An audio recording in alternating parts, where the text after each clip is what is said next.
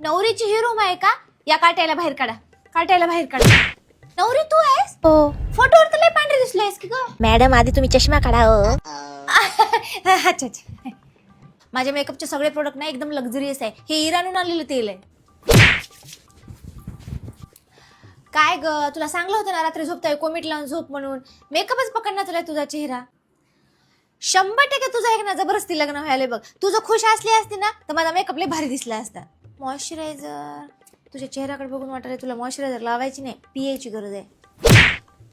Mascara मी लावतो, तू का तोंड वाकडं करायचं करून? मला ना लाल भडक लिपस्टिक लावा.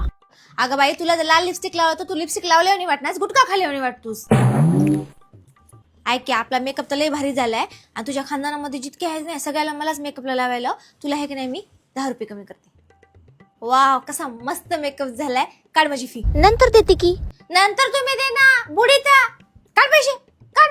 काय बाई आहे ग माहे. अरे पिंके, काय मेकअप केलाय तू? कोणती होती पार्लर वाली? बोलव तिला.